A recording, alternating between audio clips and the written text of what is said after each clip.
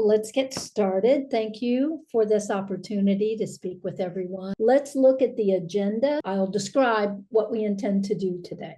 So first, we're going to talk about types of tests, and we will go over assessment results.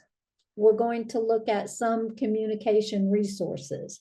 So those are very brief examples, but we're going to look at a variety of types of tests that are done in evaluations. And then the assessment results part is probably the bulk of this webinar, understanding the scoring, understanding what these results mean. And most important to me was to be able to convey a help to you. If you are trying to explain something to a family member, a parent of a child you've tested, or a colleague who may not have had an assessment course in their training. So that's going to be the bulk. Then the communication resources, there are a couple areas that I'm hoping you can take back with you and make use of later. And our learning objectives, just a refresher on some common terms. So depending on your work environment or what brought you to this webinar today, you might be very familiar with some of the things that I'll be saying, or some of it might be new. So it's a refresher. If you've had a background, just hang in there with me. Hopefully that is new for you to use. We're going to look at ways to foster a collaborative approach during a feedback session or a case conference or a meeting with a team or a family. Very important to look at this collaborative approach. And in fact, that leads back to some of the communication resources that I will offer you. And then finally, a personal challenge for all of you, for you to develop a personal script, to be able to explain at least one measurement concept in lay terms, something that you can convey to a family, a parent, and another teacher, a colleague, or a student, if you're a professor, just a way to translate some of this very heavily jargoned area into a lay term. For the purpose of this presentation today, I borrowed a sentence from a colleague who also works at WPS. She's in the research and development team. We're going to look at evaluation as a process. It's a process of gathering and integrating information. And we're going to look at an evaluation as the overall picture. And if you read on, I don't like to read to people. It might involve testing. It might involve observation. It might involve interviews with family members, caregivers, or the testee themselves. Evaluations, they can produce a range of clinical and educational information because they can be conducted in a range of different environments.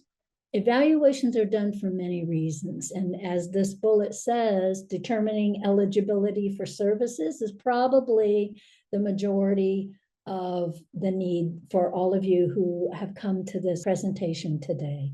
Making a diagnosis, or after a diagnosis, measuring progress in treatment, being able to plan interventions, or to do research. What I want you to think about right now before we dive in is back to when I said developing a personal script. I really want you to think about the recipients of this information. Who are the caregivers? Who are the families? There might be the individual themselves who was tested as being given information about how they performed. So I want you to think about that. And I also want to challenge you to think every person has a story that they bring. I'll tell you mine. It affects your evaluation. It affects your results. It affects communication. So here's my story. When I was a little kid, before I started first grade, my brother and sister, who are twins, were very young toddlers. And I was getting ready to start first grade, and we were building a home about 75 miles away from where we lived at the time. And my father was commuting back and forth overseeing his job. We were moving because he had been transferred. So he was commuting back and forth daily. And the house wasn't ready. The kids were little. There's a big difference between us. So they were toddlers, a handful for my mom. So my mom and dad decided it might be a good idea if I went ahead and moved ahead of the rest of the family, and I lived with my grandparents while I started school. It sounds good, sounds like a good idea, but for me, I don't think so much it was. Of course, I don't have a lot of memories of that time, but I do remember missing my family very much. I was okay with my grandparents, but they were old and they had odd habits and different things they liked to do. And it was just not the best environment for a little kiddo starting first grade. And on top of that, I was starting in a parochial school. And so my first experience with school, and I've told this story before, it's a true story, excuse me, was Sister Josita. And I remember her as being about 6 or 7 feet tall and has never smiling. So parochial school, living with my grandparents, and getting off to a rather rough start in first grade, to the point where after the family moved and everything was good again, living at home, mom, dad, my brother, sister, everything was fine. Grandparents were still cool, came over for dinner all the time. So life was back to normal in our household. But my mom was called in to meet with one of the nuns. And this was very shortly after they moved here. So keep in mind, my story was starting school in this odd manner. The nuns told my mom that I was one of those kids who probably would never really do well in school and was probably going to have difficulty, and that my parents should prepare themselves for that. Now, this is back before 94-142, so no one mentioned special education, and I wasn't referred for an eval, but that was everyone's opinion of me. That was everyone's opinion of me. And so the personal story is, thank goodness they were wrong. I'm coming to you today as Dr. Rogers, and I really ended up doing okay in school in my lifetime. But my story was one, I was affected by the environment. I was very withdrawn. I was unhappy. I was scared to death of the nuns, and I missed my family. So as you work through your evaluations, as you work through your testing, keep in mind, there's a story there. Whether it's a great story and a fun story, or a sad story, or some kind of effect, it's always there. And you should keep that in mind, that the tests that we give are very, very important, very useful, but they're just one part of the story. The observations are critical, and the interviews that you do with families, caregivers, and the children themselves are also critical.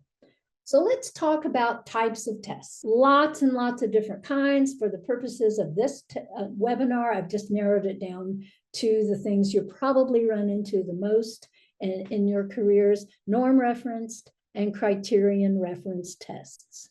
And I believe that you're going to get a copy of these slides, so you will have all of this as background reference, and there are citations on the slides if you want to pursue any of this yourself later.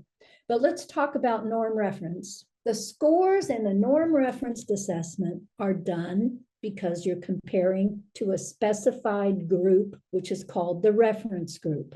So the test taker's performance is compared to a reference group. So if you're talking about general development, you're talking about comparing to other children that age group, or as the slide recommends, it could be other grade norms. So norm reference and interpretations, they convert scores. They can be converting scores to standard scores, percentile ranks, grade equivalents, depending on the information and the purpose of the test and the information that's provided by the publisher. We'll talk more about all of this as we move forward. But keep in mind, the point of this was the reference group.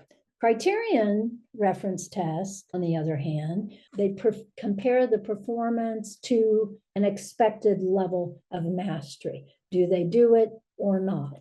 Skill areas. And instead of saying, comparing to other children that age or other kids in first grade, it is the steps required for that skill level, and do they meet that level of mastery, as opposed to how they compare to others. I'm pausing a little bit so that folks have time to read. So let's go back again. Norm reference compares to a reference group. Criterion to a specific criteria. Just remember it simply that way. I want to make a point though, back here on the reference group. Think very carefully when you choose assessments. What is the reference group that was used? When we talk about standardization, and we will in a coming slide, there are some classic ways to approach that, but it's very important that you understand the reference group that was used for the test that you're administering. Let me give you an example. If you're familiar with the CARS used in autism, what we find a lot of times when we speak with people who've not used it very frequently is they have to remind themselves that the reference group for the CARS are people with autism. It is not comparing those scores to typically developing or the bell curve. The reference group on the CARS is people with autism. And so you need to know that when you use the CARS. Other times, I had an example in a prior life, consulting on a research project where they wanted to use a specific measure of memory. Thought it was a great test, had a lot of face validity, looked really good. I was happy about it. I was about ready to approve it until I looked at the manual and I looked at the sample, the standardization sample, and this test had been developed using only 12 children who lived in New Zealand. That was all fine. The constructs were great, but you cannot take that test and that limited sample and use it widely in other research. So always important, understand the norm group, understand the reference sample, and in criterion tests, understand the objectives and the expectations and how the skills are laid out. How do you define mastery? When do you move on to the next step? So in a standardized environment, in test administration, this is making sure that the environment is consistent. That's only fair to each examinee, that the psychologist or the teacher or the psychometrist, the RBT, whoever is administering, that they do it the same way each time, and that every person that's subjected to that test gets it the same way. That's only fair. So testing materials, the directions, time limits.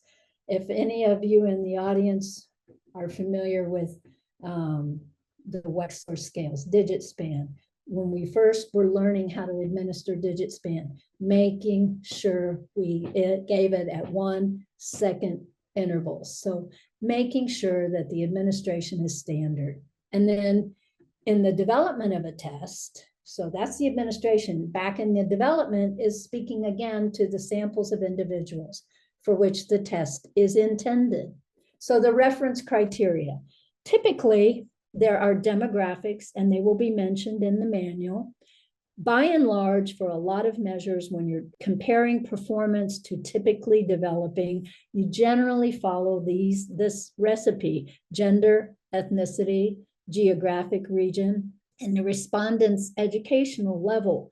A long time ago, one of these variables was socioeconomic status, and that has gone kind of by the wayside and replaced more with educational level. So these are the demographics, and they're usually based on standardization data, which if you did not fill out your census data, you're not helping, because census data is how these things are developed. Every 10 years, they come out with the results of the census, and then publishers use that data to develop the appropriate groups. How many kids in this region? How many kids in this region? What's the concentration in this geographic region? How do we sample? Because these demographics are to mimic the population. So it's a small microcosm, but it needs to mimic the population. So it's based on census data. Whereas if you look at the other column, criterion reference data are just typically developed kind of sequentially. Developmental milestones are a good one. Education, it's against learning standards or benchmarks. And so here's where it's difficult, right? Because I know what you're thinking. Developmental milestones are also development, and they can be over here on the norm reference side too. That's true. But the point is, you're not looking at a stepped approach. You're not looking at a specified, can they do it or not? Do they crawl or not? Do they walk or not? On the norm reference side, you're looking at a bigger sample of children and what is generally done at certain ages. And this slide just shows you an example at the bottom from the Centers for Disease. The CDC is just showing an example of what happens at 18 months. And then over to the right a little bit, and I know it's a little bit difficult to see, it's kind of grayed out, but it's simply an example of benchmarking in education, phonics analysis, and decoding skills.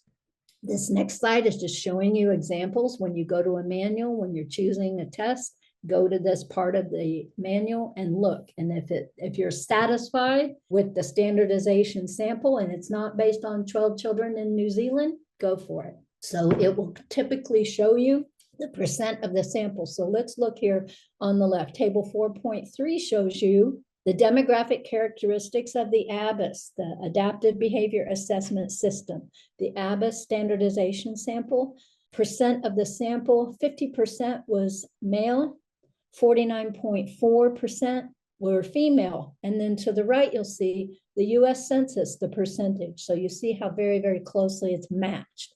That's the point of a standardized norm referenced test. And on the right, you see the same kind of example for the developmental profile for males, 51.6% of the sample, female was 48.4%, and then you'll see the census data. Males at that point and that age, US Census data was 49.2 and females were 50.8. So you see how closely. So why am I talking about this? It's because you need to understand the reference group that was used to create the test. Who are you comparing the child you're testing to? And are you satisfied with the figures? How closely does it match your objectives? Let's look at another example.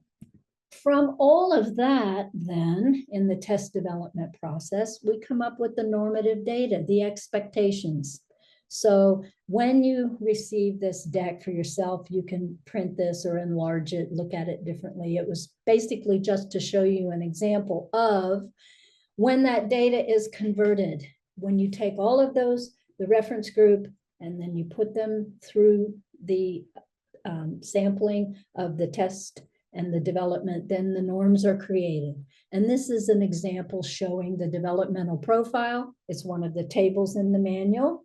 And this is showing you just an example from ages 6.6, 6 years, 6 months, to 6 years, 11 months. The raw scores, we'll talk about those in a moment, and how they convert to the various other scores, the standard score or the percentile. The other point of this slide is also when you look at norms tables, look and see how they're constructed.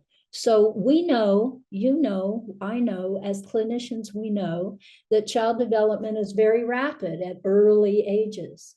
And then later, things kind of smooth out in terms of learning new skills and change, developmental change. So it's good to have tests that tighten those ranges, those bands, those expectations at early ages.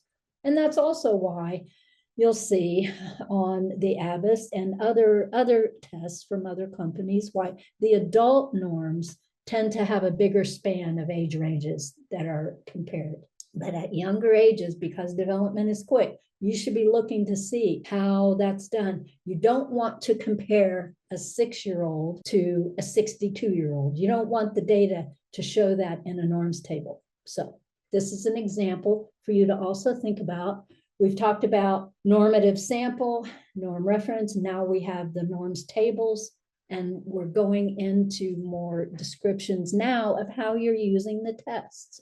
I think you're probably right there with me, you're understanding. Hopefully, you can take some of these examples or some of these terms and then keep them for yourself, put them in your pocket, and take them back out when you're doing a feedback session with a caregiver so that they understand the scores when they're being talked at in a case conference.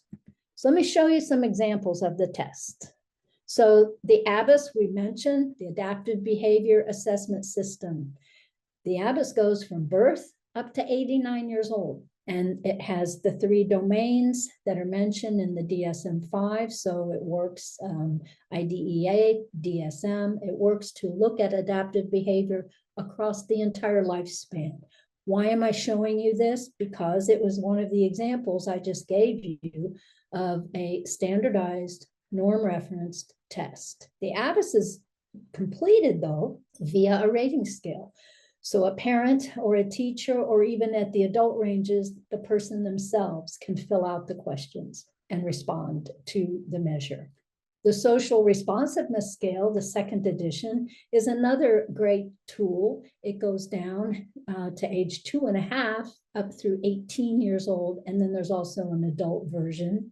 Why am I showing you this? Because it's very widely used, another rating scale, but also because for this test in particular, there are gender norms in the school age. And when you look at the SRS-2, it's primarily used in autism assessment to look at autism or to look at it as a differential with other disorders. And if you are familiar, as I'm sure you are, with all of the literature in autism, it was important for us to take a look very specifically at female and male cases of autism.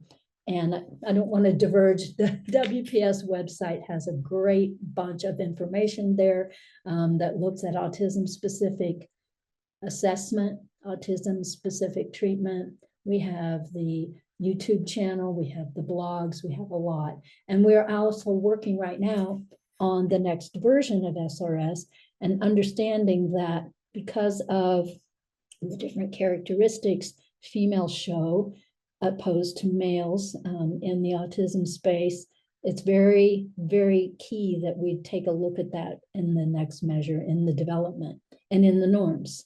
So here's a few examples of some criterion-referenced assessments. I think a lot of people probably in this webinar are very familiar with the AFLS, Assessment of Functional Living. And that little picture at the bottom, if you've never seen the record form, that's kind of a cutout picture of it. There are 1,900 skills measured on the AFLS, and they're broken out through those domains that I mentioned there. So this is a criterion-referenced assessment. Are they working through these steps or not? Another one is the VB-MAPP. It's also a criterion of reference. It has a curriculum guide to it. And again, it looks at milestones, transition, barriers to assessment. That's an interesting area on this test. But again, criterion reference, not a large sample based on the census. It's based on discrete skills. Now I want to show you an example of a tool that is norm referenced, but is not standardized. And it's very important because I think that a lot of choices that are made about whether or not to put a different test on an approved list depend on how people view it. And if you want a test that is standardized and norm referenced, you need to be careful about the DAISY. It's a wonderful tool. It's a wonderfully good developmental tool. However, the key point on the DAISY is that it has subtests and you are allowed to collect the information through observation or interview with a caregiver, or to create some direct assessment for yourself as the evaluator. Because you have those options, and you cannot guarantee, as we mentioned before, that it's done the exact same way for every single child. You can't say that it's standardized procedures. So it doesn't take away from the tool. You just need to be very careful when you evaluate your results and you write your report that you're very clear about how you collected the data. Now, I want to go to a section. We sent out a survey before the webinar. We sent it out quite a bit ago. We've actually done this. I've done this a couple times. And so these responses, if you did not get a chance to answer one of the surveys, I apologize, but we collected this data some time ago. Let me show you what I'm talking about. These are the challenges that you described. People have difficulty translating psychometrics into layman's terms, explaining the meaning of data, making sure information is presented in a way that a family member can understand. And that's one of the reasons why, as I mentioned, when we set up our learning challenges for this webinar, it was a lot based on this.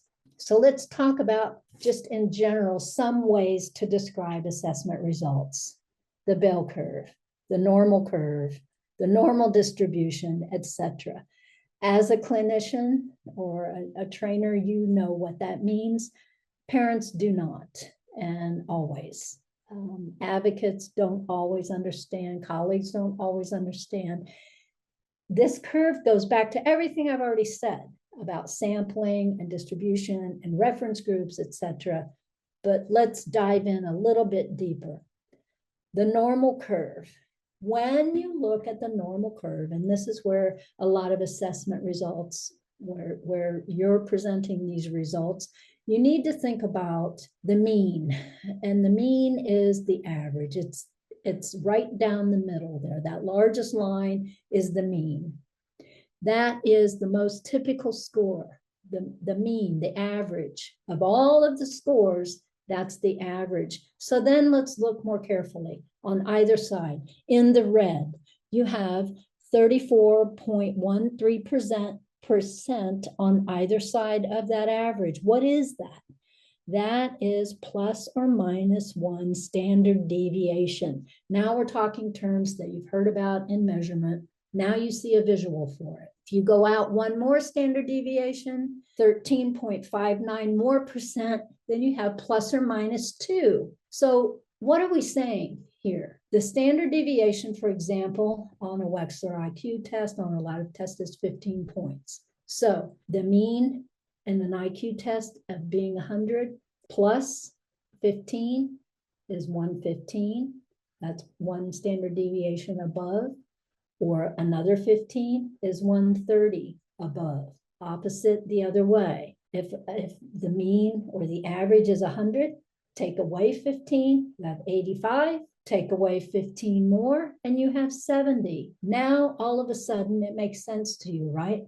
Why do we cut off eligibilities at 2 standard deviations below the mean? 70 and below is eligibility for intellectual disability. And if you look at this graph, what you're also saying to a family member in your own way, I wouldn't necessarily show them this, I wouldn't belabor numbers necessarily, but what you can say in layman's terms is, if I look at this curve, or if you're showing them the results of their evaluation, if I gave this test to 10 different kids, approximately 7 of them would get a score somewhere between plus or minus 1 standard deviations, and then show the red area. If I continue on, about 9 out of 10 kids would get a score that extends into this yellow range. So that's translating. 68% of the population is usually within 1 standard deviation.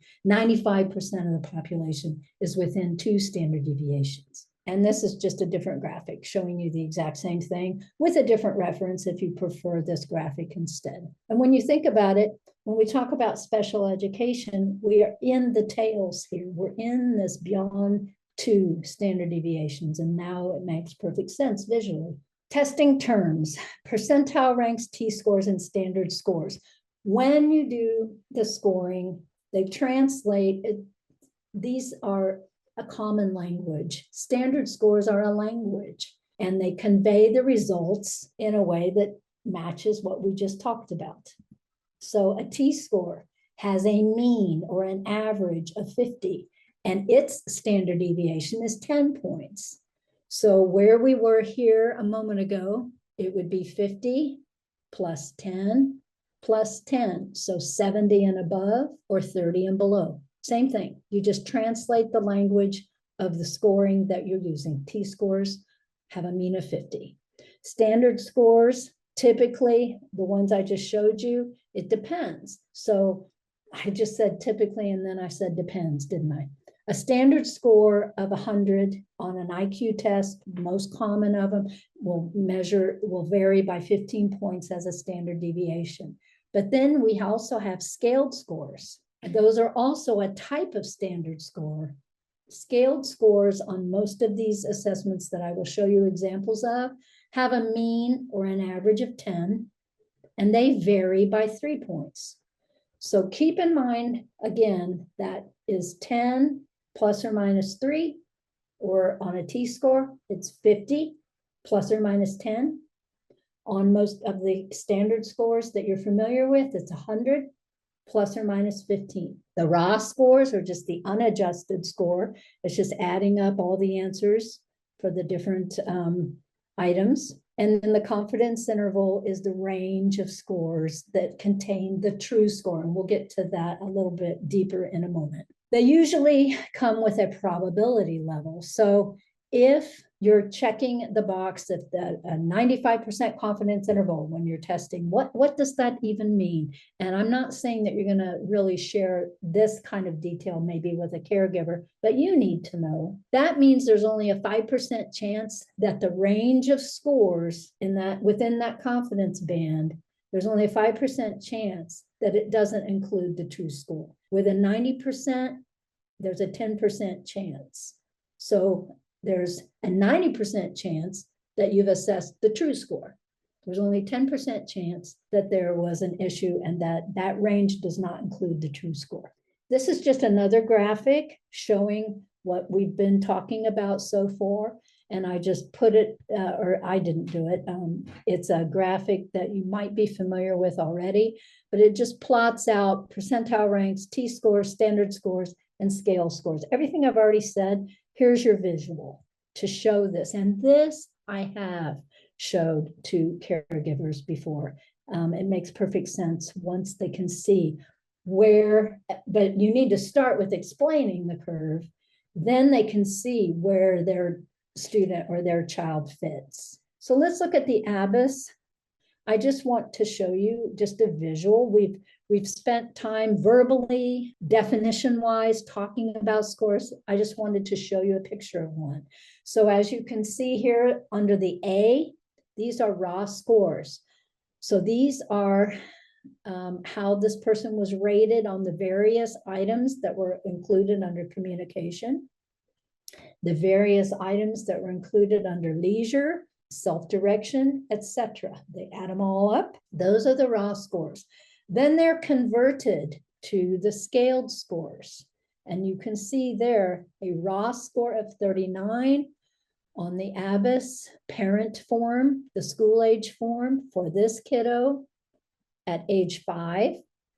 That converts to a scaled score of 7. And just really quickly, I'm going to jump back. Don't want to make folks dizzy, but think about where that 7 is on this curve. Then we're adding up. Then in this test, you take the individual scaled scores for each of these different areas. The conversion is done at the bottom, and then it's transformed into a standard score. That's what you see in section E. Those are the standard scores, taking all of these, because communication, community use, functional academics, etc., those 10 areas ladder up to these 3 domains that we mentioned previously: conceptual, social, and practical. So you take those scores and put them into the appropriate domains and convert them to standard scores. And then F shows you an example of the confidence intervals that you can choose, either at 90 or 95%. More challenges that you described. And what I really want to spend some time on now is base rates and how to interpret base rates. These are all very literal. They just were lifted right off the surveys. So let's talk about base rates a bit. First, we need to talk about statistical significance. So small differences in scores can be random. They can be measurement error. They can be that the test was not administered in a standardized way, or that on day one, the room was too hot, and when you came back to finish on day two, they were freezing. All kinds of different errors might happen. But what you want to do, some things can be measurement error. You want to make sure that the scores are unlikely to be due by chance. And that, we said a minute ago, was setting your confidence interval. Base rates are very important to think about. Specific scores differences can occur in a certain percentage of the general population. What we're looking at in a base rate is to determine if this is unusual or rare. So statistical differences in a test might be statistically significant, but they may not be clinically meaningful. So a difference might occur in a large portion of the standardization sample, for example, 25% or more. When score differences occur this frequently, they're not clinically significant. It doesn't represent a clinically important difference, but it's something that occurs in only 5% of the sample. That's rare and important. Let's take a look at this. Here's an example. If you go ahead with the ABAS and go beyond and do the optional scoring, which is a click of a button when you use the online system, takes a little bit more if you're doing it in paper, but you should, because you need to understand base rates. The ABAS gives you statistical significance and base rate significance. And let's take a look at this example. Yes, there's a big difference between functional academics and self-direction on this kiddo. The difference between those scores, and this is individual differences, this person, their performance on functional academics versus self-direction, their scores that were obtained, there's a difference of 6.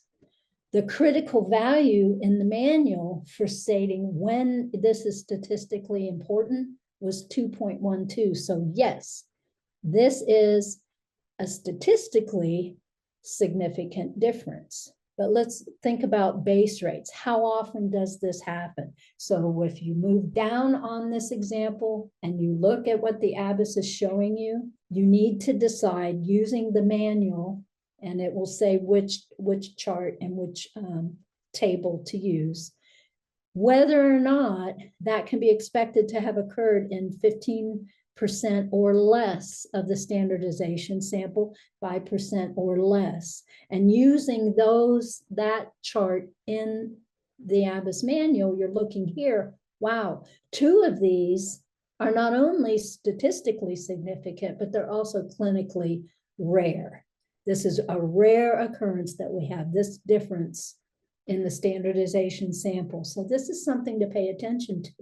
If you only report out the statistical differences, and I read that a lot in psych reports, if you only report that out, you're missing a lot of the story. How rare is it? The flip side of that is people can overfocus on some differences and miss the bigger picture. You need to also look at base rate. Let me give you one example. A long time ago, when I was first being trained, a long time ago, when we began to try to look at learning disabilities, we looked at the difference. Remember back to a classic IQ test, verbal versus performance.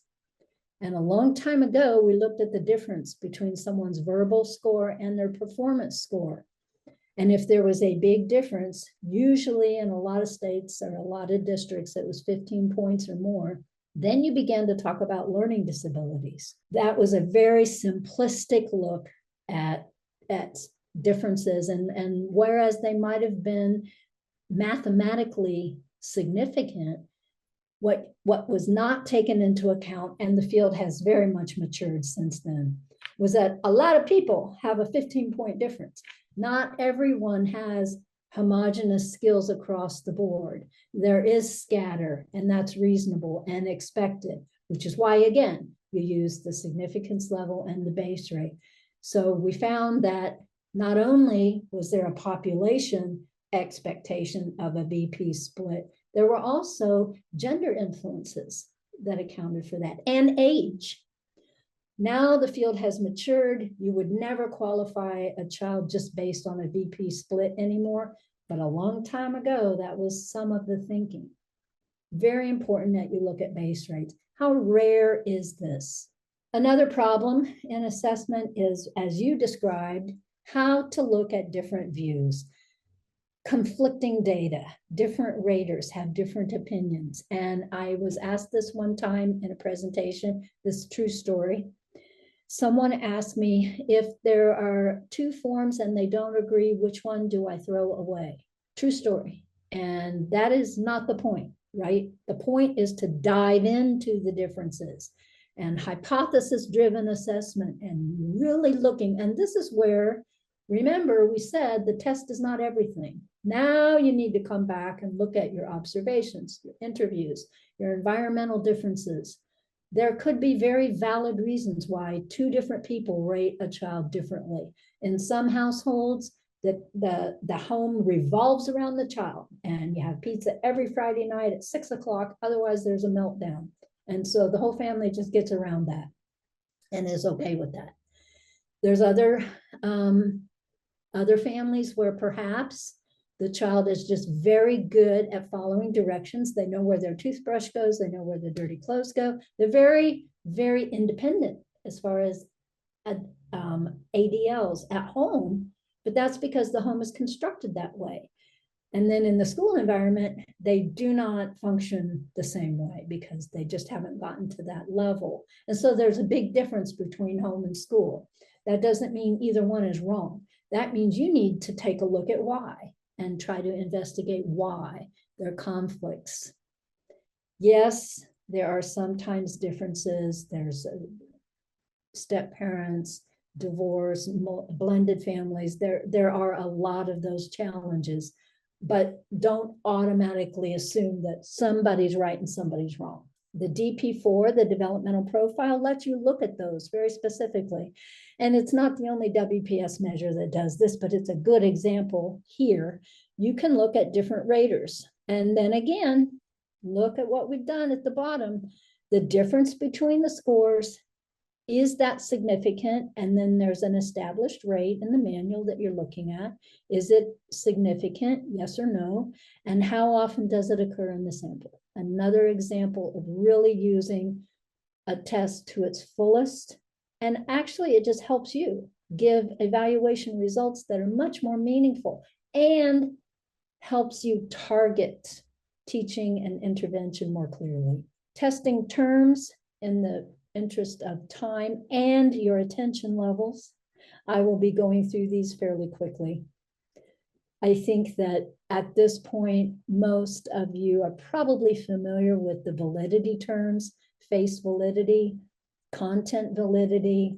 Does it measure what it says it's going to? Does it not measure? So discriminant validity, it should measure something and not something else. And it's clear. And when you look at the technical chapters, when there's comparisons done between two tests, and look clearly at whether or not they're looking at convergent, which is, do these two things measure the same thing, or divergent? Do they measure different things? So that's something for you to look at in the manual. But right now, I want you to also look at basals and ceilings, because a lot of the standardized administration directions will very much key in on basals and ceilings. At what point do you stop? These are also known as start-stop rules. Reliability and validity. Does the test, is it stable? If you gave it again, does it measure the same thing? Test, retest, inter-rater, parallel forms. So if you need to give a test again, does this second form, version A or form A and form B, are they similar enough? Are there parallel forms? Are they measuring the same thing? Is it okay to compare the results of the two? Age equivalents are a difficult item, so are grade equivalents. I want you to be cognizant of this example. Age equivalence is the way the measurement is done, but is not the way people understand it, and it's very difficult to explain. I want you to look at this. The meaning of the units of scale are not equal. So in age equivalence, so an 8-month lag in physical development for a 10-month-old versus a 10-year-old. 8-month-old, that's less than 7% of a 10-year-old's lifespan. But an 8-month lag for a 10-month-old, that's 80% of their lifespan. So to just say there's an 8-month delay obviously requires more information. And it's often misinterpreted as my child is functioning like a 10-year-old, even though they're 7. Grade equivalence, very similar problem. So I'm just gonna recommend that you be very careful. You will see in most publishers' test manuals, certainly in WPS's, it will give you an example. It will give you an age equivalent score because a lot of environments require this, but then it will go on to explain it further. And this is just a snippet out of the DP manual that explains that measure a little more clearly and gives you the cautions as to why that is a very nuanced kind of score that's difficult and should be carefully used. Sensitivity and specificity, terms that are very popular right now. The test's ability to identify the presence of a deficit and to identify the absence of a deficit. These are the test outcomes. You want a true positive, yes, they have the disorder, and a true negative, no, they do not. Here's an example.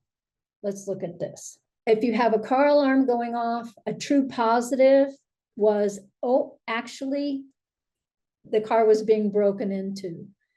And a true negative, as you see at the bottom right there, the car is fine. So what could happen? You could have the car alarm going off for a lot of reasons, not because the car was being stolen, or the car could be stolen, bottom left here, and the alarm never went off. So in the WPS manual, on the WPS website, in one of our resource sections, there is much more detail given to this and much more better explanation. I'm a little bit rushing because of time, and I just wanted to show you that sensitivity and specificity will be mentioned in the manuals and is something you should look at too. That test's ability to actually pinpoint a true case and to not over-identify. You want it to not over-identify, and you also don't want it to miss the true cases. Usually, it's expressed as cutoff scores. So now to some communication resources. Challenges that you described were just how to take the entire evaluation. That's the easy part. How to deliver it to parents, that's the hard part. I wanted to show you just one measure that can help you with this if you include it in your evaluation, the MIGDAS, the Montero scales. These are the interview guidelines. This is a measure that is a qualitative measure, does not have standard scores assigned to it, but it's based on a lot of very good data. It's just a qualitative measure to look at diagnosing autism. What I'm showing you right here, and I'm sorry if I stumbled a bit, the entire description of the test, and the test is available on the WPS website. What I'm emphasizing right here are just the interview pieces. So the interview is, the emphasis is placed on asking parents and caregivers to discuss their child's positive attributes and skills, in addition to describing concerns. So the prompts include asking about interests and abilities, qualities that best describe their child, and what the parent or child hopes to gain from the evaluation. So think back to my story and the fact that I challenged you to know there is a story, however good or bad or significant or minor, there's always a story, either for the parent or for the child you're testing. A lot of times the parents' school was the most unhappy place they visited, and they are really not comfortable coming into the school or to be hearing evaluation results about their child. That's their own story that they're bringing to the table. So a measure like the MIGDAS that starts out on more positive, and it helps you if you're having difficulty doing a clinical interview, you don't quite know how you want to structure it, the MIGDAS helps you with that, and it's very positively based, and it's just a great asset. Providing assessment results, this is just, I know it's a bit dated, but it's a source that I think is a very good script, how to understand the child, a better parent-child relationship, and increasing the child's self-esteem. All of these can come from the feedback or the case conference. How many times do you invite the student into the case conference? How do you, it's all about them, but then they're excluded and people talk at them or about them.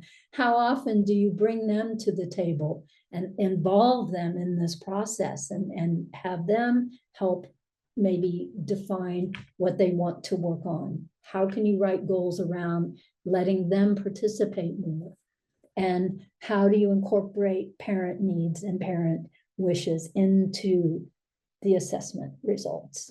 Here's some communication resources, just areas that I wanted to show you. I did this on purpose. There's an X over 1. I was going to take it out completely, and I talked to some of my colleagues at WPS about removing this sharing assessment information with different audiences. That was a PDF. I read it. There was a link, and then we tried to go back to it recently, and it's been taken off the internet. I can't find it anywhere. I wrote to the company. I've not gotten a response. So I left it on for you because it wasn't their only publication, this organization. And in the event that it gets put back on, then you have it. But I did put the X for you to know you won't be able to find that today. But I left it on because it was an excellent read. NASP, the National Association of School Psychologists, also have publications. The Parent Information Resource Center. These are just a few, and I'm sure you're savvy with searches just as well, and you will maybe find your own that are very helpful. What I do want to show you as one of the last things that I show you today, though, is this article. It's phenomenal. I hope that when you get your copy of the slides, you can blow it up a little bit. I've already got it as large as I can on my screen. So it is a bit dated. It was published in 2008 in Professional Psychology Journal, but I just can't speak highly enough about this article. And what I've shown you on the left are just some of the samples, just a sample of some of the sections in this, and how to gain openness and engagement from the parents and the children. And look, feedback can help parents and children develop a new story. The first time I read that, I thought, that's what I keep saying to people. A new story. I had a child once when I went to assess her. I walked in the room, we sat down, and you start your standard rapport building discussion, and she stopped me. And she said, "Are you the lady who's here to tell me why I'm dumb? Are you the one that's going to put me in the special class?" So she already had a script and she already had a story. And so that was difficult to hear. If you were a parent, how would you want to be talked to about the assessment process? It's a very good section in this journal article. How do you decide on how to communicate findings and recommendations? One of the things that I wanted to point out too, in this article, they talk about the difficulty you might have explaining very different results. And so in this article, they give a table showing you level 1, level 2, level 3 type of results. Level 1 is something that the parents, it kind of verifies their thinking. Yes, you were right. There is an issue. We have found that in the results. Usually they accept these results very easily. Level 2, your results are generally equal to the parents, might vary a little bit. hopefully you get the parent to the point where they say, I never thought about it that way, but I see what you're saying. So sometimes when you're talking a lot about, sometimes with sensory issues in the classroom, when you're able to translate a lot of that jargon into, are they seeking more input? Or are they trying to avoid more sensory input? Some of that, and that's very simplistic way I just described it, but in the OT literature and in behavior analysis, and a lot of times in autism, when you talk about behavior in terms of why it's happening, then all of a sudden you can see that people say, oh, I see what you're saying. No, they're not just lazy. No, they're not just being stubborn. I see what you're saying. This is really an issue that we need to work on. And then the level 3 findings are those that are really difficult for a parent to hear. They might be very disparate from what they were thinking. They might resurrect, according to their story, feelings of being defensive. That you need to make sure that you have rapport. Maybe sometimes you communicate results over more than one session. When a parent walks in a room and there's 10 M team members around there and everybody's, pounding away at their results, they can be overwhelmed or threatened. Sometimes it's easier to take it slower. And if it's a major issue, for the team to decide, are we going to do this incrementally? How are we going to approach this? But the research noted in this article will tend to tell you, if a parent or a caregiver feels heard, understood, and valued, then these level 3 results are taken much more easily. And so I just wanted to share this article with you. I hope that you take the time to read it. It should be a free open access article. And I just feel like it's very assistive. Some professional practice resources that I left on here for you when you get the slides. These are just areas that also talk about assessment results, communicating with caregivers, communicating with colleagues, just all in one place, links for you to use. And then finally, the WPS resources that I wanted to share. I kind of alluded to it a minute ago. WPS has many video resources. We have Content Hub, we have telepractice page. That's, I think, the area that goes into the most detail on sensitivity and specificity as it relates to a particular assessment that we have and a question that had come in. We have a YouTube channel. And so there's a lot of resources, and you can use us to educate yourselves, your colleagues. You can share some of this with family members. It's each one of these is outstanding. So there's a lot more to WPS and being a trusted resource in the field for you and a helpful to you and the families you serve than just the tests that we publish. And so you're able to contact us. If you look at our website, you can get to our customer service folks. We also have assessment consultants. I don't have their pictures up because we just have a brand new person who just started. And so once we rearrange the regions that each one serves, you'll be able to see that on our website. But in the meantime, if you have a question about any of our tests, about any trainings, WPS offers free trainings. We do not charge for that other than our formal learning management system, ProLearn. When you're working with an assessment consultant in your district or in your school or in your agency, those are generally free trainings. And you can find any of those WPS people through this email address, consult@wpspublish.com. So I just want to summarize, hopefully you have found this helpful. I think that you can go back and pick through the slides yourself, find the ones that resonate with you, perhaps rewrite what I wrote and then use it for yourself in your notes. Feel free to take the graphics on the bell curve, but make sure that you, when you're training an intern, or when you're working yourself, that you make sure to do a few things. Check the reference sample Make sure you know who you're comparing the student that you're evaluating to, and take a look at the technical chapter, the part that I went really quickly through, the validity and the reliability measures. Check the WPS website or any of our manuals to learn more about sensitivity and specificity and how they are done per evaluation tool that we have. And know that we're here for you as a resource that I mentioned, a resource in any area, or the assessment consultants.